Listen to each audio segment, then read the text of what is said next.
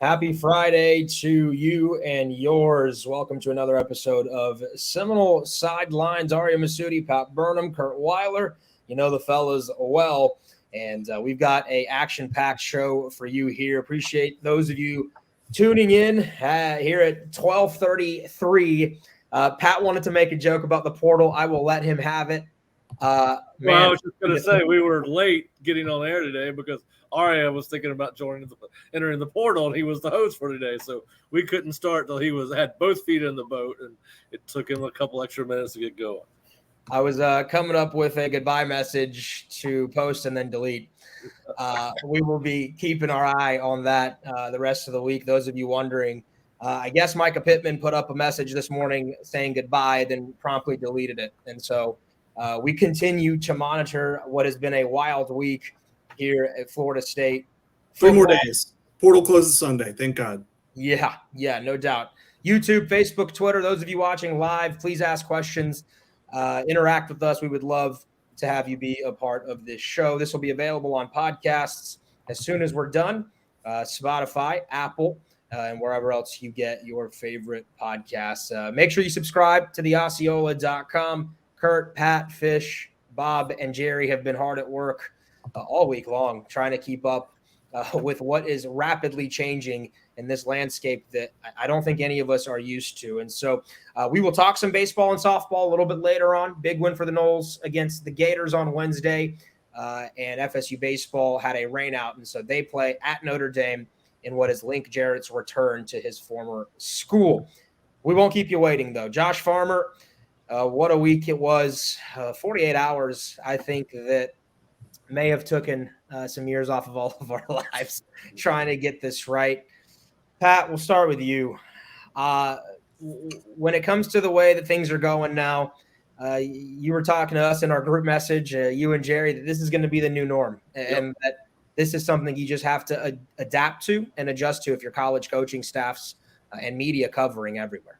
Yeah, well, listen, obviously the transfer portal had been very good to Florida State up until probably this year. I mean, and we'll have to wait to see how it pans out. It's not over yet. But, yeah, certainly this is the beginning of a new era in college football with the NIL and the transfer portal both combined. It's going to be the new norm. You're going to have a bunch of players that you sign with that are going to have the option every semester of entering the portal, and then they have the right to back out or to move on. But it's a chess game to some extent. And listen, I know the collective is called The Battle's End, but it might need to be called The Battle's Just Beginning because this is going to be a repetitive thing as we move forward here. And, listen, Josh Farmer, we heard rumblings about it for days. Then when he goes in, you're expecting that he's gone, right? Then 5 hours later, he's out of the portal.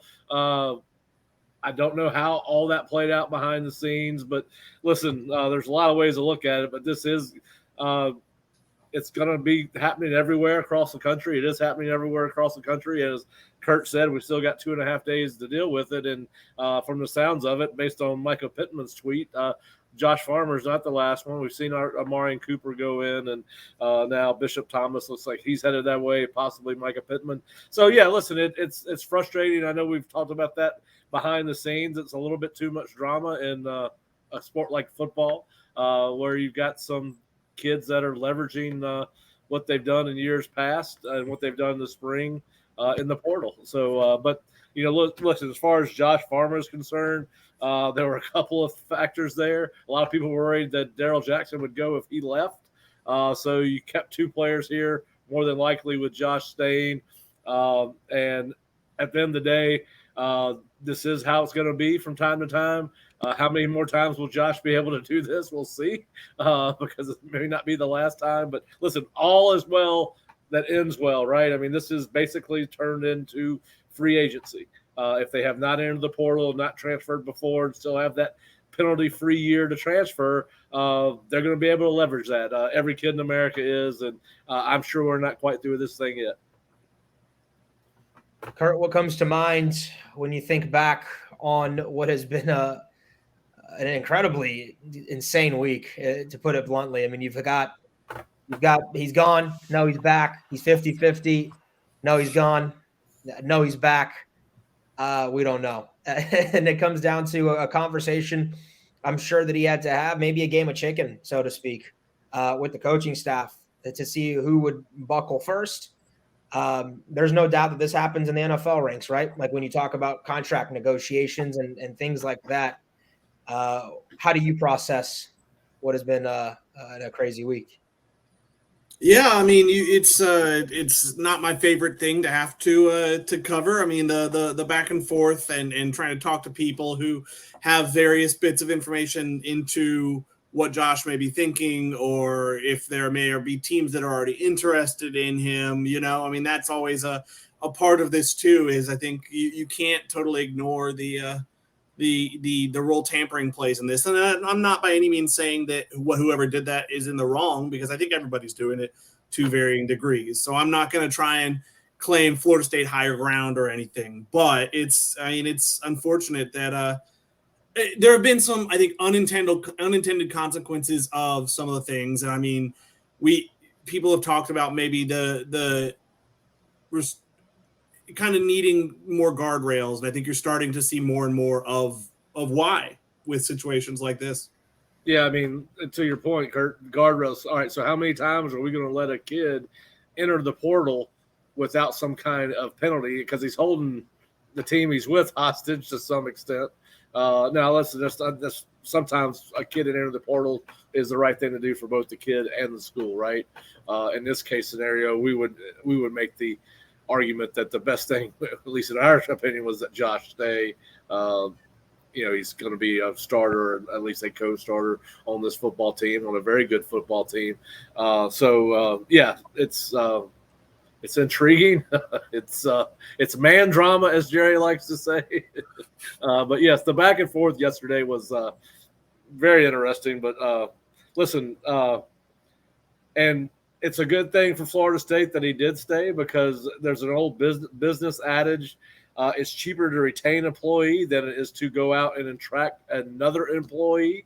And you, even if you got to give that employee a raise, which is probably what happened in this circumstances. But my concern is, and not just in Josh's case, how many times is this going to happen? Not only at Florida State, but with other kids at other schools, where every semester they're trying to leverage whatever improvement they've made, or because of the way the roster may or may not sit. Well, and so we talked about Daryl Jackson, and I think he tweeted kind of the spear emoji, the kebab, Wednesday night. I think it was him it felt like the realization of, I mean, he still hasn't gotten his waiver technically. I think there's still some optimism he will. I don't think it's kind of been denied. They're not in the appeals process yet, but he's still kind of waiting to get that resolution. And if he were to leave after only kind of being here for the spring, I feel like there's no way he would have got the waiver, because the big part of the waiver and why I think there's some confidence is I know the sick family member who he's now moving close to, kind of leaving Miami and moving with much closer to here at Florida State. And so you kind of lose that part of the argument if you're leaving the school right there. And so I'm not sure he would have left even if Josh did, but I think it's great that you didn't even run the risk with Josh, because if you lose both, I mean, all of a sudden defensive tackle's a transfer need again, because you're kind of right back close to where you were last year, honestly. Well, the only good news about that is the transfer market for defensive tackles and ends might be a little bit better right now, where the portal is, than some other positions. So I did do a lot of research on that yesterday when these things were being said and going on. But yeah, so it's listen, I'm glad he stayed. I think we talked about it on Wednesday. If he'd left, it was still going to be a big departure, even though Florida State had some depth. And we're talking about Josh Farmer here. If you could lose a guy or a person at a position, losing one defensive tackle, you could probably absorb that. But as Curt said, if there was some trickle-down effect from Josh leaving, then it becomes a more tenuous situation, and you don't feel as good about that position as you would have otherwise. But listen, I'm sure they'll put them behind this. But the weird thing was all the tea leaves pointed to Josh leaving, and he was responsible for that with his tweets the pin tweets from Georgia football. Then they were doing live Instagram videos, I believe. I didn't see them. I've only heard about them, where they were talking about transferring. It was him and Daryl Jackson. So listen, some of this was brought on by the kids. And listen, here's the thing that these kids and their parents and their handlers are going to have to come to realize. When you start taking this, and I don't know what the money is for some of these guys, or basically, I know the only guy I've ever heard from Florida State talk about money was Mycah Pittman, saying he made $150,000 last year. I don't know if that's true or not. But when you're starting to make that kind of money, these kids are going to have to start growing up a little bit faster and quit doing some of these immature things that they're doing. Now, some of it is immaturity because they are kids, but when you start taking six figures from a collective or a university or however you want to term it, you have to grow up a little faster than the 19 or 20-year-old that is making $10 an hour working at the bar or working at Circle K or working at Publix. So listen, I think we'll see some guardrails put on this as we go. Curt and I were talking about the Daryl Jackson. What if Daryl Jackson had entered the portal again? Well, it had been a perfect time for the NCAA to make an example out of you cannot go into the portal back-to-back semesters and be eligible somewhere else. I think they would have, and listen, they've already talked about not allowing that, but it would have been the perfect situation for, and I'm sorry, Florida State would have had to been the test case for it, but, I think there will be guardrails because this is going to continue to go on. Well, we've seen a few other cases. I think there was the defensive back from North Carolina, I think transferred to Penn State in January and is already back in the portal, I think going again. And I don't know, there were certain situations where maybe a team misrepresented a role they were going to have or something like that. That's not the case with Daryl Jackson. He is going to be a starter or a very prominent player for them. But really at the end of the day, the Farmer thing's a big deal because, that would have been the most impactful transfer you've lost. Like nothing against Derek McClendon, who played a lot of football here, but Josh Farmer has grown a lot, physically and in terms of on-field product in 2 years here, and has much higher upside than someone like Derek McClendon does. It would have been your most significant portal loss. You're looking at the portal losses. There's some guys I think you see who would have played, would have had some sort of roles potentially, but Josh would have been far away. He's probably your third or fourth defensive tackle. So he to me, I think it would have had the biggest role of anyone they've lost to date. If Mycah Pittman ends up entering, I guess that changes that maybe in terms of impact, but I think it speaks to, but at the same time, I think wide receiver, they're deeper. Yeah, well, listen, I think that from an individual talent standpoint and potential of what he could be as a player, you're right. Losing Josh would, but I do think from a overall depth standpoint, losing Derek hurts you at defensive end because you're not 4 or 5 deep right now like they want to be, in my opinion. I think you could have overcome Josh transferring a little bit easier than you can what's going on at defensive end with Derek. But you're right. From an individual talent potential standpoint, Josh would have been a big loss. Josh is like a more likely than Derek McClendon to be like an all ACC type player this year. Totally agree with that. Yeah. And that's what what I was getting at. But I agree with you on. We can maybe talk about Dion picking over some of the Florida State transfer. It feels like he's always gonna. He's not done yet. No, it feels like he almost like is super. Don't get me wrong. The Florida State guys, from where he's at, probably can help him. But it almost feels like there is a hyper focus on like, oh wait, Florida State. Yeah, well, listen, we know Omarrion Cooper. Duke Cooper's in the portal. His high school coach is now the director of player development or player personnel for Dion at Colorado, who just happens to be another former Florida State football player, James Chaney. So, listen, I'm not a smart guy, but even I can connect 2 dots. Listen, that may not be where Duke ends up, Omarrion Cooper, but you would certainly have to say that Colorado is going to be involved in that. You're right. I had tweeted out something about that on Twitter. And sure enough, David Hell retweeted that he's 40% sure that Dion's doing all this out of spite. So I don't know if it's true or not, but anyway. This Dion experiment is going to be something fascinating to behold. How does a team that's like going to be 80% transfer additions next year, if he manages to pull that off? How do they mesh? What's team chemistry like on that team? There's no doubt Colorado wasn't in a great place. It's like it's hard to blame him too much for blowing it up, but the way he's doing it is definitely putting a spotlight on him. Well, listen, he's going to have to – we'll get back to Florida State in a second, but here's my thing. Let's just say he's got to bring in about 40 scholarship players between now and fall. All right? The kids he wants are going to cost something. How much money does Colorado have in its NIL? And how much is Dion willing to go and try to call on his corporate buddies to try to help get – but anyway, it's a fascinating situation. I think he's polarizing in how he's handled this thing at Colorado. I don't think he's helping himself with taking McClendon and Gant and now maybe Cooper with Florida State fans. I mean, he's very divisive between even Florida State fans. I've seen a lot of things on Twitter, but yeah, listen, I mean, it's fascinating. I have team chemistry. It seems to be it's so much different than what I'm used to. It's hard to watch for me, but it may work out. It's never been done before. The portal is taking on a life of its own, as we're seeing every day. And what's going on at Colorado is fascinating, if not frustrating. No doubt. I think Dion knows that he's trying to accelerate a timeline there at a school where it's probably not that easy to just recruit organically, even if you're Dion, right? Like you're not going to be able to win out West against some of the powers out there already.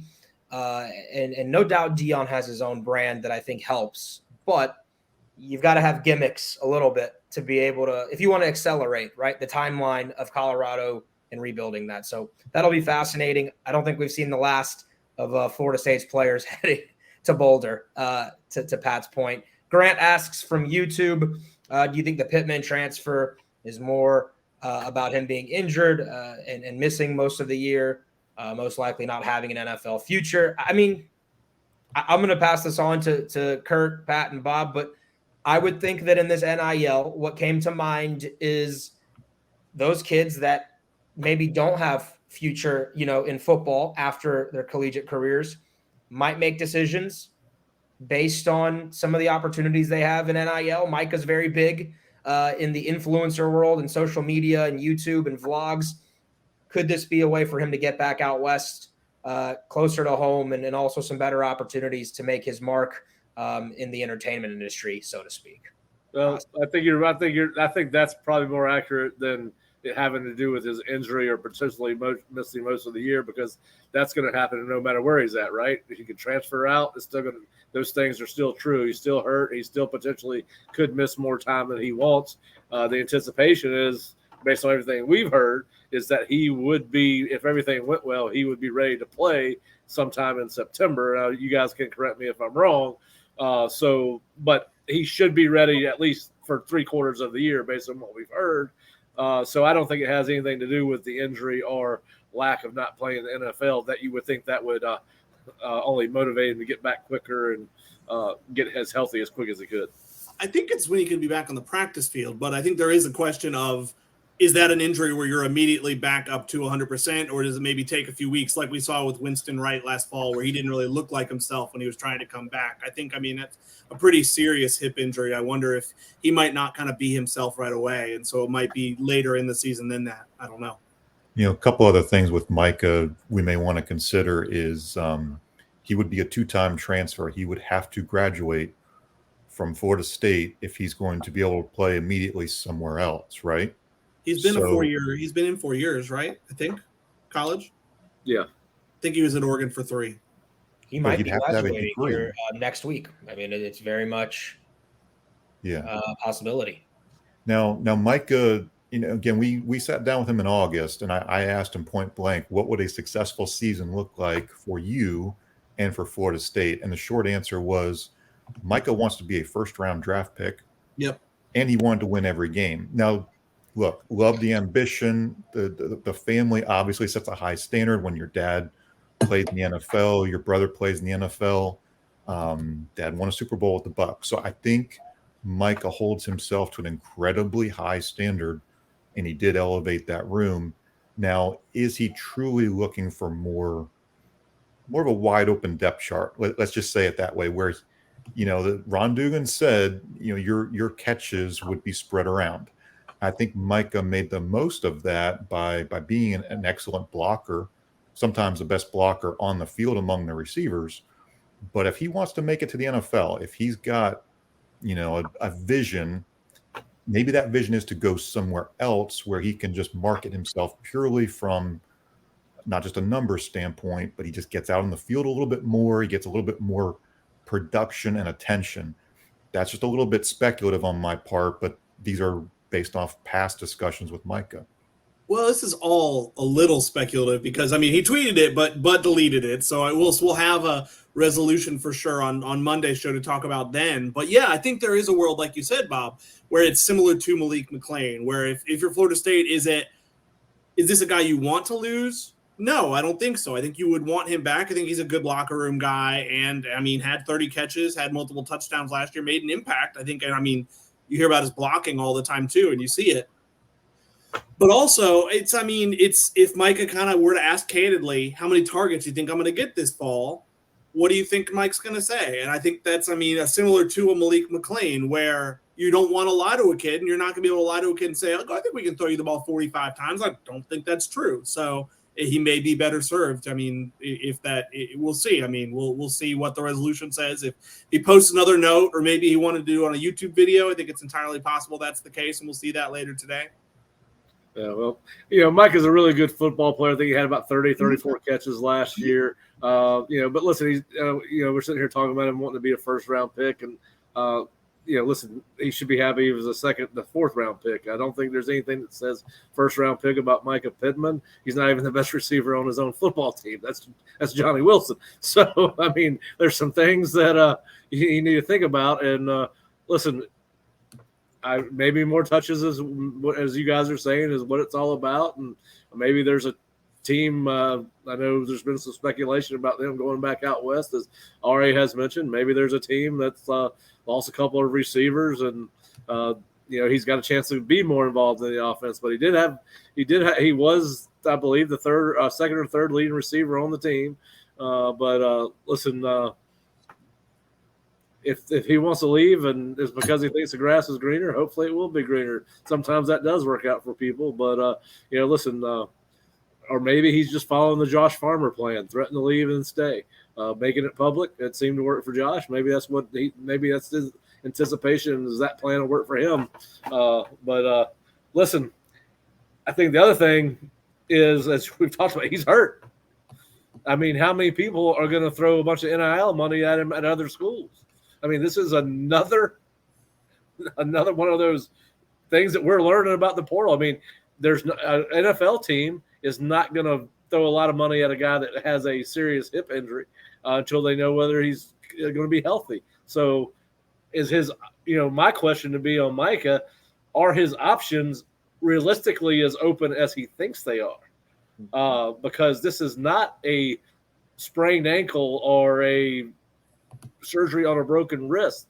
He's a wide receiver that has the run, and you don't, as Curt said, you don't ever know how hips are going to respond. So anyway, I think there's a lot of questions that I have about that particular transfer, but he left a very well thought out message on Twitter before taking it down. But like as Curt said, listen, the crazy thing about this is Josh Farmer can go back in the portal before Sunday.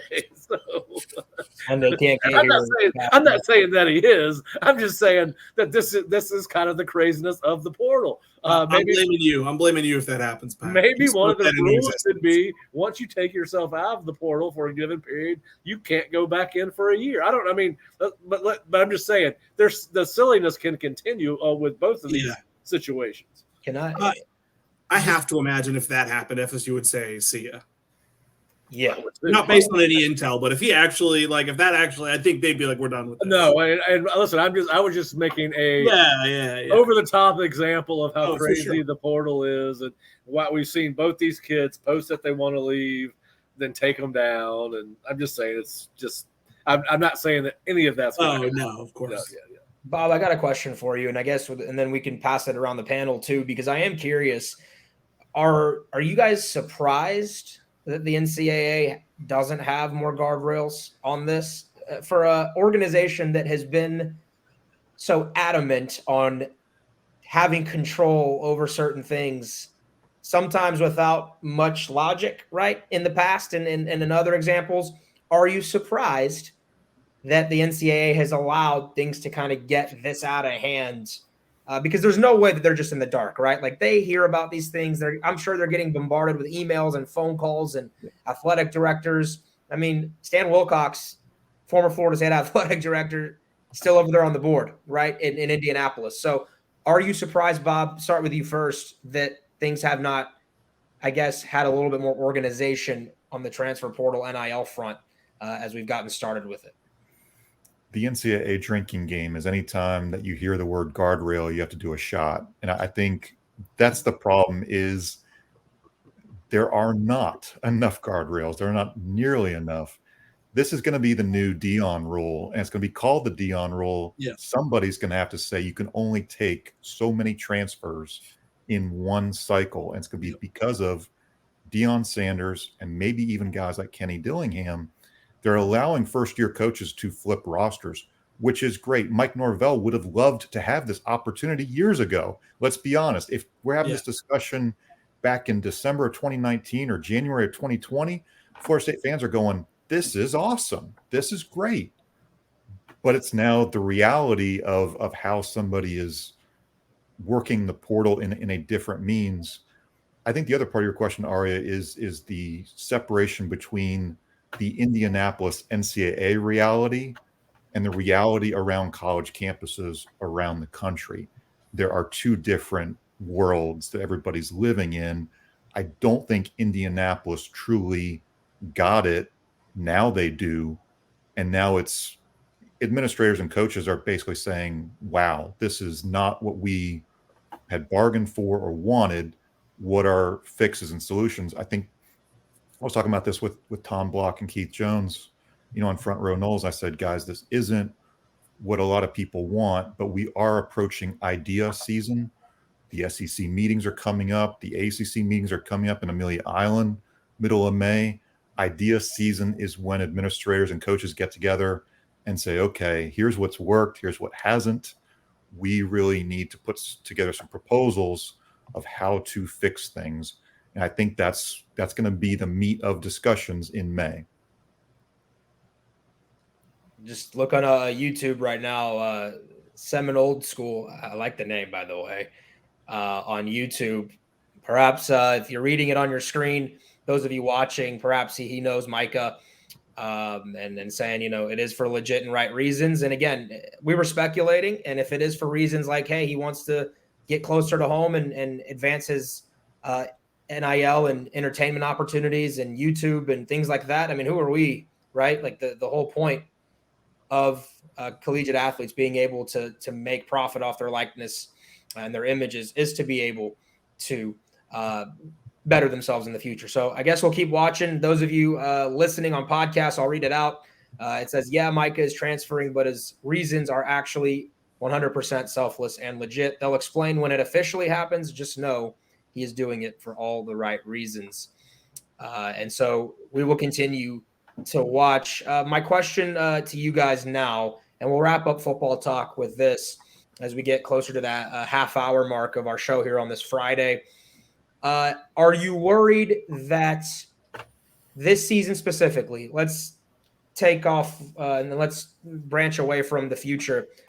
Is this a distraction for Florida State as they try and win the Atlantic Coast Conference this season, trying to make a playoff, trying to continue to push the pedal forward on the football field? Can things like this, be detrimental to a locker room? Pat, start with you. Oh, I think there can certainly be some ripple effects from this, but I think you've got to take some comfort in knowing that it is April 26th and 28th, excuse me, and these guys won't really hit the field as a team together again until August 1st. So, you get these kind of things ironed out and worked out. These things will take care of themselves. The locker, listen, there should be a lot of leadership in that locker room with Jordan and Jared Verse and some guys like that. But could there be ripple effects?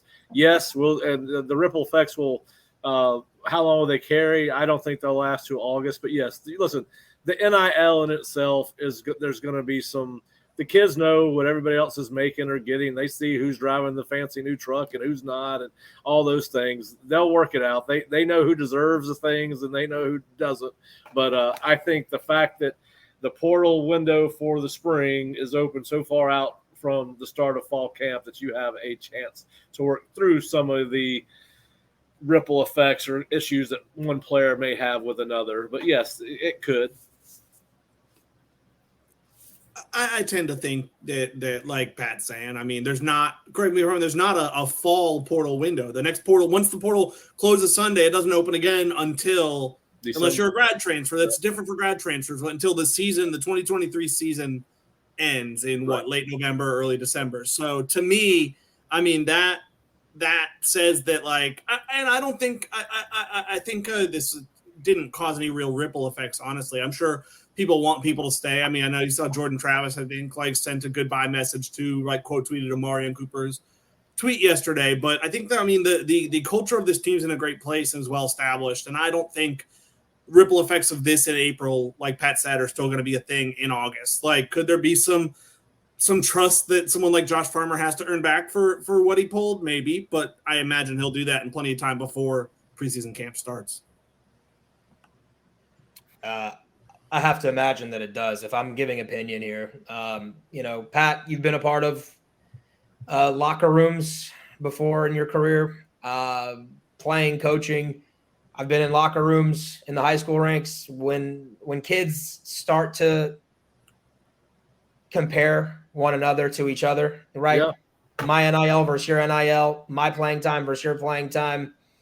The dynamic between gentlemen in a locker room. The things that are said outside of the locker room about said human being. I have no doubt they'll patch things up. I think Josh Farmer is a good kid. I think he comes from a good family, and I think that Florida State has enough leadership, right? If this had happened 2 years ago when Norvell had gotten here, the culture and the foundation and the pillars hadn't been placed yet, you might have some more issues. I do think that leadership's in place right now, not from the coaching staff, right? From the players, to be able to mitigate this, have a conversation, and maturely move on to try and achieve your goals on the football field.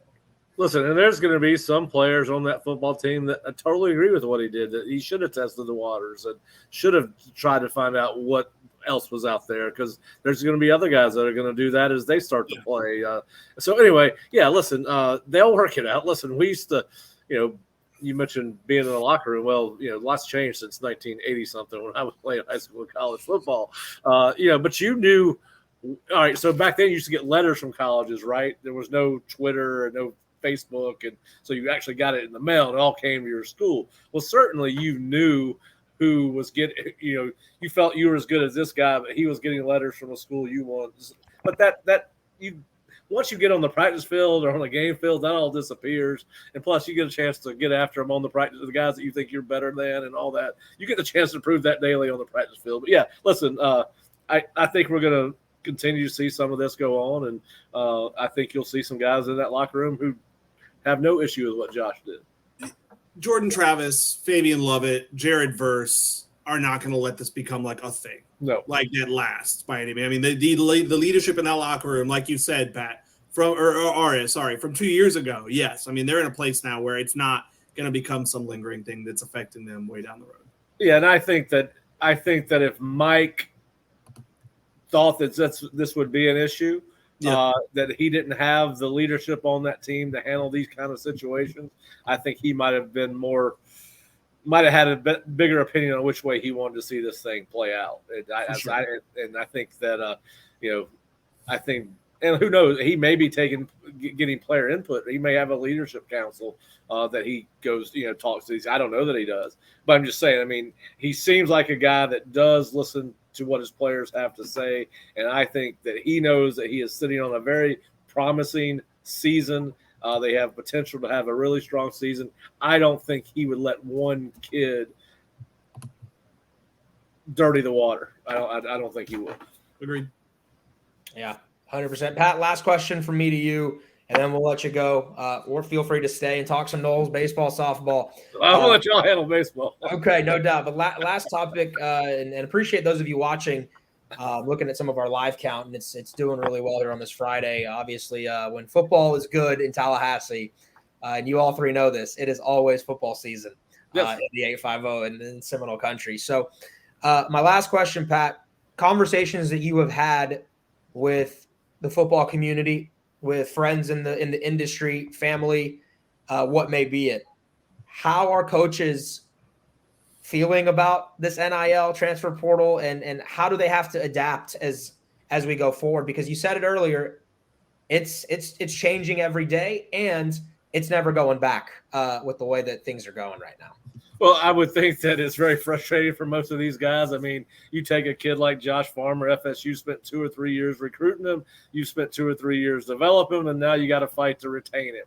I think that gets very frustrating for the head coach. I think it's frustrating for his position coach, his recruiting coach, not really knowing what your roster may look like after you come out of spring practice. And I mean, most of the time back in the old days, you knew exactly what your team was going to look like coming out of spring practice. You knew exactly who your personnel was, what you could do, what you couldn't do, what you needed to work on. Now you have 2 or 3 kids leave. Duke Cooper was set to be a starter. Now you got to replace a starting safety or corner, wherever the hell they were going to play him, which may be a part of the reason he's not here anymore, because he wanted to came here as a corner and they moved him to safety. Who knows? But listen, from a coach, I have not talked to a coach that just says, you know what, I'm in love with this. Obviously, you've got to use it to your advantage like Mike has done, because it's a part of the reality. My concern is you've got a really sharp young coach like Mike Norvell, who seems to be a guy that is more suited for college football with the way his enthusiasm is, the way he conducts himself. He seems to enjoy recruiting. You know, he worked hard at it. My concern is you start getting these good young coaches like Mike Norvell and Lincoln Riley, and they get tired of playing this game every spring, and they get tired of playing this game every January. And Mike's offense translates to the NFL. Almost any RPO offense translates to the NFL anymore. I think you're going to start seeing good young coaches, assistants, and head coaches try to get in the NFL, because if they're going to be in it, they might as well be in it, right? I mean, hey, you give me the roster, you deal with salary cap, you deal with free agents, let me coach football.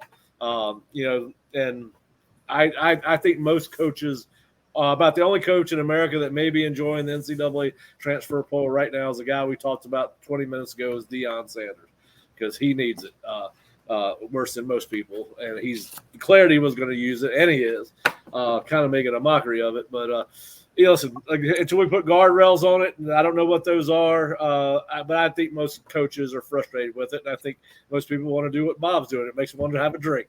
And I'm going to have a drink at 5 o'clock today and forget about the portal for at least until I wake up on Saturday morning. But anyway, yeah, to answer your point, I think that most of them would say they are not a fan of it. But listen, you cannot take away the fact, and the NIL has complicated the portal. All right, so it's a combination of 2 things. If there was no NIL, the portal would not be as active as it is. You could make that argument, but I think that it's here. You've got to try to use it to fill holes in your roster, because it is here, and we have all got to do a better job of accepting the realities of it. Coaches, people that love their programs that they follow, people that report on it. It's crazy. It's frenetic. It's sometimes nonsensical, but it gives us a lot to talk about. I mean, we sit here for 38 minutes at a time we're usually not talking about football. It's the old water cooler thing, the hot stove league, right?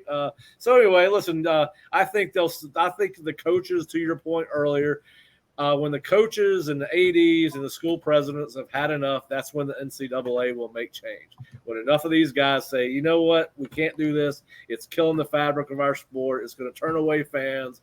I could talk for a lot more, but I do think that you'll see some changes down the road. But I do think most coaches are more frustrated with it than they are fans of it. No doubt, Pat. No, again, always appreciate your insights. I'll be interested to see. I was having a conversation with a buddy at Florida State who works up in administration about player personnel and coaching personnel, support staff that they have to hire now, more support staff to be able to handle this ever-changing NIL. And maybe at Florida State, a Jeff Cupper has to take on a bigger role. Maybe you hire somebody, bring him in who's almost like a CFO, right? And can handle that aspect, because these are new days and college football is turning more and more. Well, they probably ought to put the damn collectives inside the athletics building. You might have to. Wherever that's allowed. And I don't know if it's allowed in the state of Florida, but it is now. It is now. All right, so have that guy, your salary cap manager, whoever he's going to be, whatever you want to call him, because that's what it is. Have him right next door to the AD and the head coach, so that they can take care of these things as they happen. Bring it in-house. You don't need all kind of moving parts for one team. I mean, get them in-house. Have that person in-house so that, listen, and there may be no drops or 6 degrees. And they may be totally tied in together and there's nothing missing, but bring it in-house. I mean, that would be my other part. Bring it in-house. And listen, maybe that's another thing. Maybe the damn NCAA or conferences establish a salary cap. I think the NCAA is not likely to do that, because that would be a big step towards admitting that their athletes are employees, which would be a problem. They are employees. But they're not. But I don't disagree with you. But listen, I'm just spitballing here. I am totally just spitballing here. And I'm telling you, the NCAA is not motivated to do that. Listen, if I got a kid that walks into my office as a head coach, I don't want to have to track the guy from Battles Inn down who's down in Miami. I don't know anything about their operations other than I know they're not in the Moore Center. I want to be able to walk over to that guy's office and say, hey, listen, we got a situation going on here. What can we do to resolve it, type of thing? And listen, and it may be all handled by one person and the funds just come. We just go to the bank for Battles Inn. I don't know. But anyway, listen, it's going to be fascinating to follow. Still got 2.5 days. And I'll have more wide spitball opinions later on. The next time somebody else enters a portal, I'm coming. Oh yeah, Monday. Hey, bring your heat Monday. We'll need you Monday on the show. As Alan Jackson and Jimmy Buffett once said, it is 5 o'clock somewhere, my friend. That's right. All right, guys. We'll have a fun time talking about the other sports, and hopefully nobody will enter the window, the portal, while you guys are on. Yep. Go get your weekend started, man. Enjoy it. Appreciate your insights. Good stuff from you, Pat. All right, guys. Y'all have fun.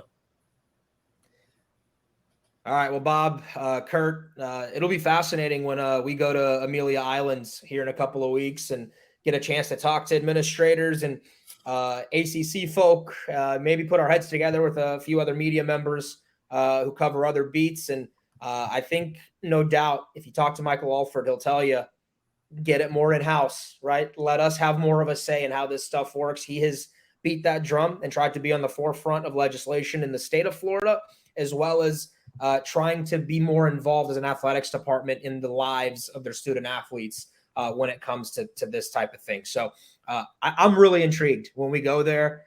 This is almost all crescendoing, right? For us to get there, have these meetings. It is going to be as fascinating.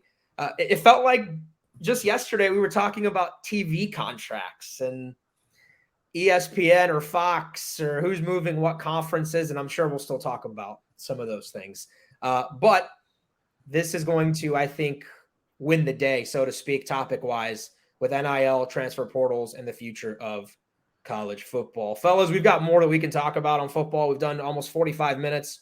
Some of our fans, I'm sure, want to hear about the softball program and baseball. Let's talk about 10 minutes maybe on softball and baseball. But Lonnie Alameda's group, you guys were both there. Saw you guys covering. I was on the call with – we were all there, yeah. We were with Jeff Colhane. What an honor that was to share a radio booth with him and bring the Seminole Sports Network from Learfield to the softball airwaves, a program that deserves it. 4 straight wins against the Gators, Curt. I mean, they just continue to find ways, clutch hitting. Lonnie Alameda, a mastermind with the arms, and the Seminoles, they win game 1 of a 2-game set against the Gators. I mean, I think they were far and away the better team. I mean, the score, I know obviously they had, I think, the tying run at the plate in the 7th inning, Florida did, but Florida led in large part early because of, mistakes. I think it was a leadoff walk and a pass ball and some stuff set up Florida's first run. And then an error by McKenna Reed, the freshman pitcher, who really, I thought handled the big spot she got thrown into pretty well for the most part. I think allowed one hit over 3 innings, and that played a role. And I think Florida taking the lead. But then, Florida State was the more dangerous team. They worked counts. They work the base paths as they do. It is just fun to watch Lonnie's teams with how athletic they are and just, how they approach the game. And then obviously her pitching approach too is always fun. I liked what I saw from Allie Dubois in that moment. I know she has had some ups and downs, but that was, a real up against a pretty good Florida lineup. And I think she had a really impressive inning when she came in and struck out the side. And then you turn to Kat Sandercock, who, the all-time saves leader. And saves aren't historically a softball stat, but they're becoming more of one. And I feel like that's a testament to the work that Lonnie's doing with how she approaches things. Bob, they go to Reed first. Her second career start. She pitches pretty well, like Curt said, for judging by the situation she was put in. Then the Noles go to Dubois and Sandercock, a couple of pitchers that thrive off being lower in the zone, get off speed with Dubois, drop ball with Sandercock, and they close out the Gators. What is it that impresses you most about Lonnie Alameda's team? Yeah, I think it's very intentional. Every pitching move that Lonnie makes, there is a reason for it. For years and years, I think a lot of fans, maybe some of the media have said, well, just start Kat. Kat is your best pitcher. Just let Kat eat. Let her go 7 innings. There's nothing wrong with that. I think that's the way softball has been, and a lot of schools around the country are still in that frame of mind. I think Lonnie's in the mode where, she wants to develop a McKenna Reed because next year, Kat's going to move on to, pro fast pitch softball. You have to develop her. Allie Dubois will be gone too. So you have to develop arms for these big pressure situations. That's why I think McKenna was out there. That's why McKenna's gotten some more starting opportunities. She's been in some pressure relief opportunities. I honestly like that Kat's been in some really high pressure late inning situations where she hasn't had the full burden of however many pitches, say, innings 1 through 4. I kind of like that. I think it keeps another head coach, another lineup very, very much off balance. The strength of this pitching staff is just not just in Kat. I would say Lonnie, felt in the preseason that they were 7 pitchers strong. I think that was maybe a little bit of wishful optimism for where, the full staff could be. But if they want to get to OKC and make a deep run, and this team feels like it truly can, it's going to be just because of that depth of the pitching staff, just the different options you can throw out there within the game. Well, we didn't even see Allison Royalty in that game. And so I would imagine she could very well get the start next Wednesday night in Gainesville. I think part of it too, what you have to deal with in softball, I'm sure, as players are around for, Kat's in year 5, that Florida lineup, a lot of those players have faced her a lot. And if you asked her to throw 7 innings, you could run into some struggle. I feel like you saw that as Kelly Barnhill was that ace Florida pitcher. And as Florida State saw her more and more, it felt like they had more success against her because they kind of had faced her so many times and had that experience. And so I think it balances that out as well, where you're not asking Kat to go 7 innings against a team who she's probably faced, 6 times in her career? I wouldn't be surprised if that was her 6th time pitching against Florida. Yeah, no doubt. And Hightower for Florida had pitched against Florida State numerous times. I think she gave up the walk-off to Janai Kerr, actually. Jeff Colhane pointed out a year ago. And what was a sweep for FSU. Guys, they're going to turn the page forward to ACC play. You got one more against Florida in a non-conference game next week. I want to say it's Wednesday, actually. So you got Tuesday, Florida State, Florida baseball, Wednesday, Florida State, Florida softball in Jacksonville and in Gainesville. But the Noles 2 weekends left in ACC play. They've got a couple-game lead on Clemson to win the ACC regular season. Listen to this stat. 18 of the last 19 years, Florida State has either won the regular season or the conference tournament championship of the ACC. It's dominance. That goes before Lonnie Alameda and what Joanne Graff was able to do. But they've got to beat Notre Dame, right? And Louisville, who are two teams that are sneaky, especially this weekend on the road. And then Louisville, who's, I believe, third in the ACC actually right now, with a mid-30s RPI, which is very improved and impressive for Louisville. Bob, what do you think is the ceiling for this Florida State softball team as they get closer to postseason? I think maybe two things can be true. Lonnie has said that the ACC is getting better, and truly it is. We're seeing more and more stronger programs at Clemson, at Duke, and Virginia Tech. Playing those schools in the regular season makes Florida State better. It's not just Florida State has to go to Clearwater and book an Oklahoma series or an Oklahoma State series, and Florida being the litmus test. Those are all true, but now the ACC can make each of the schools better. I think it backs up your point, though, Ariya. Florida State winning so many titles in a row, it shows that Lonnie Alameda has taken the program up a notch too. I do think this team, even though Lonnie would like to say each season is a separate animal, a separate team, and this being Team 40 that just picked up win number 40, I think there's enough veterans who they were there on that Sunday, those two losses to Mississippi State. It felt like a team that was very vulnerable, felt the heat of that moment. And I think now they will be better prepared for those higher pressure situations. Enough of them were around for that, and you remember that, you're motivated by that. So I think that's perhaps the strength, is not just the depth, the talent, hitting, pitching, defense, running. It's memories of past failures. Yeah, this team can win the national title. I'm not sure I'm picking. Oklahoma's lost once all year. It's not going to be easy even if you make it there to the end against them. But they're absolutely, they are talented enough and have the right pieces to do so if things break right for them. And they have Kat Sandercock, which I think gives you a shot every time out. If Kenny Reed continues to progress, I think she's going to get more starting nods in the circle. And if Dubois, what we saw in that one inning against what is one of the best offenses in the country, Florida is incredible at the plate.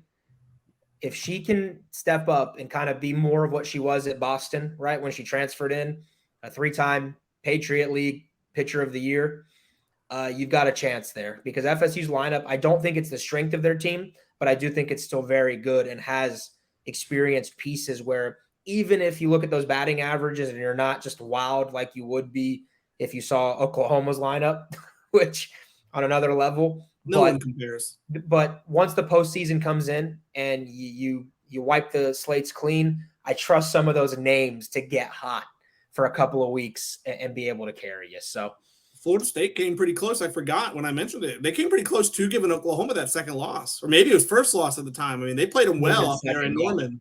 It would have been second, and they were leading in the middle innings there in the fifth over the Sooners. And we'll keep an eye on it. 6:00 tonight, FSU Notre Dame. That is on ACC Network, those of you who want to watch it nationally.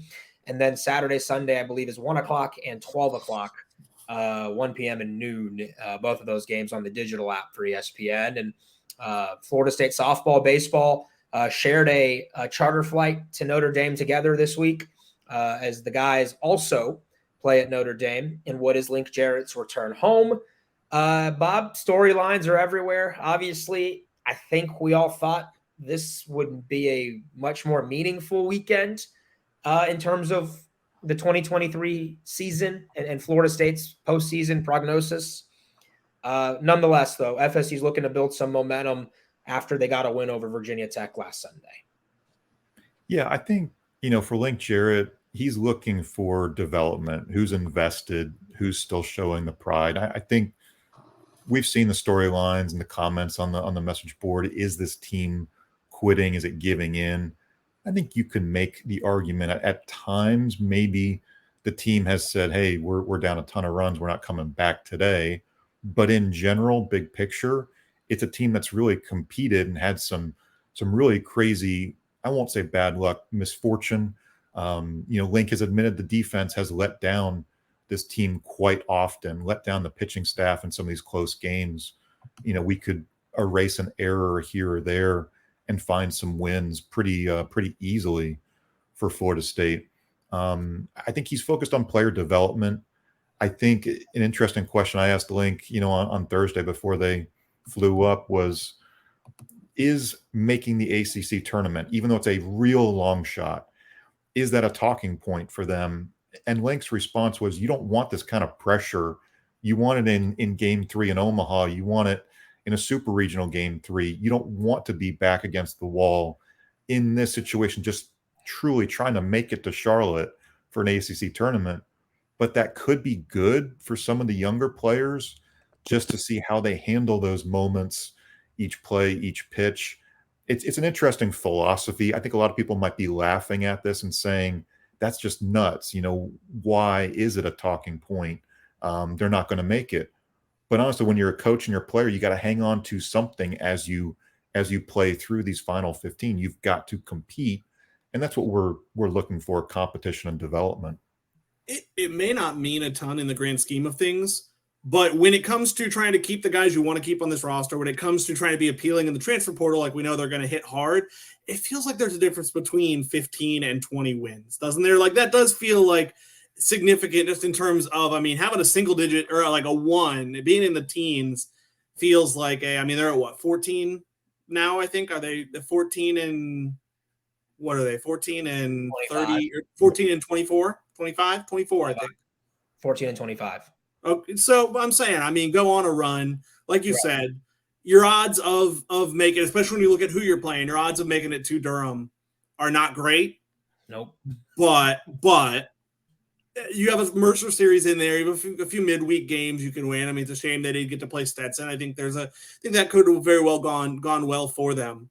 But so it's interesting. You brought up that the winning vibes from softball. So they shared a plane, which makes sense. If they're both kind of on the same schedule going up there, why doesn't the ACC coordinate things like that more often? You feel that's a cost-saving metric for them to save a plane. You could do it for men's and women's basketball. You could do it for baseball, softball. It seems like an easy way to save the school some money if you're booking those trips together. But what do I know? Yeah. I think it's the way the schedule worked out, and it panned out for them to be able to share that plane. And I believe they've actually shared one time already this season. I got to confirm that with the big shooter. But baseball, look, this season, like you guys have both mentioned, going to be tough to get to, I think, Durham in the ACC tournament, which at this point is the only way that the Noles can make the postseason. I say only way. I guess they could win out, period, and have a shot to make it interesting there. Statistically, maybe there's a shot. It's a very, very, very low percentage. They aren't that far behind in the ACC standings. I want to say it's like 2.5 games. They're 3.5 out of 12.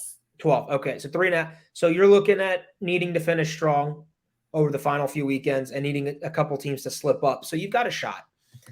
But that's not really what's important, I think, at this point. I think most people have accepted that this season is what it is and that you are building for the future and that the roster is going to look different next year, I think, pretty holistically. But they do need to build these foundation pillars, what we talked about. When we talked about it earlier in the show with Norvell, he had to build a culture. He had to build what his program stood for, the values, and how they want to be as an overall body, so that when the players change, it doesn't really matter. You're kind of plugging and placing into what fits and letting that talent be the difference. This is an important final few weeks for FSU, I think. If they can show some life, then you're seeing coaching and teaching and, again, the building blocks being put into place by Link Jarrett and his staff to propel them into the future. So that's what I'm looking for. They know this Notre Dame team front and back. This is going to be and Link even said it on record, it's the most familiar him and his staff will be with anybody all year long because all these kids are basically theirs. And so you probably have a strategic advantage, right? Calling pitches, knowing what those guys do well, and personnel and whatnot. So I think FSU, this is a big weekend, man. If they can win 2 out of 3 and win a series for the first time in a long, long time since that Pitt series, I think you can start to say that you're seeing signs of a program moving forward. And I believe I saw this week from Kendall Rogers that Notre Dame's Jack Finley is out for the rest of the season. Ooh. A lot of people are arguing that that's their most talented arm. Lefty had been starting recently a little bit, is having Tommy John. And so he is no longer available for Sean Stifler, who came over from VCU to Notre Dame. And that's a big loss. We wish the kid well. Jack Finley actually visited Florida State with his family last summer, thinking about potentially transferring to FSU, and ultimately decided to stay in South Bend. But point being, Bob, this is a big weekend for FSU, I think. If they really want to show signs of progress, the bats have been a little bit better. They're getting a little bit more consistent pitching performances and spots. Let's see if they can put it together and maybe win a couple in South Bend this weekend. Yeah, I kind of scratched my head over the whole, James Tibbs at the top of the batting order. There are some Major League Baseball philosophies of why it works. It has worked for him. I was worried about the middle of that order kind of being able to, produce runs. Now you're in RBI mode. How do you hit with runners on base? It works at times. It doesn't work at others. I think this team needs to feel some confidence, hey, playing ball is fun again. Confidence, momentum, whatever you want to call it. I think it just needs to be a little bit of fun, and we'll see if it happens. Maybe they can dodge some of that bad weather that's supposed to be up in South Bend too this weekend. Go read my story. I talked to James yesterday. We haven't kind of talked to players a ton during all this, so I thought he was candid. I appreciated his insights. Cool. Good stuff, guys. I think a full hour today, heavy on the football talk. And I think, the week's events dictated for us to stay on here and talk a little bit. Touched on some softball, touched on some baseball. Please email us, send us your questions, comment on the show. This will be available on Apple and Spotify, as well as all your favorite podcast streaming services right as soon as we're done. Thanks again for those of you watching live on YouTube, Twitter, and Facebook. Our next show, Monday, 12:30. Come have lunch with us and talk some Noles athletics. Hopefully a good weekend. The portal closes on Sunday. Maybe we will have some clarity on what this FSU team will look like going forward, and who Mike Norvell might potentially start looking at to add to FSU. That can be something we talk about on Monday. Again, please subscribe to the Osceola. We're doing great work over there, floridastate.rivals.com. And you subscribe, to our YouTube channel. Now almost we're above 1,500 subscribers, which has been really great. And we appreciate you guys. And so we do look forward to continuing to serve you here as we get into the month of May. Oh my gosh, it's May almost here. And Curt, good work from you as always. Appreciate your insights. Bob Ferrante, thank you. Pat Burnham, he joined us earlier and did a great job as always. I'm Ariya Massoudi. Until we talk to you again, have a great weekend. This has been Seminole Sidelines.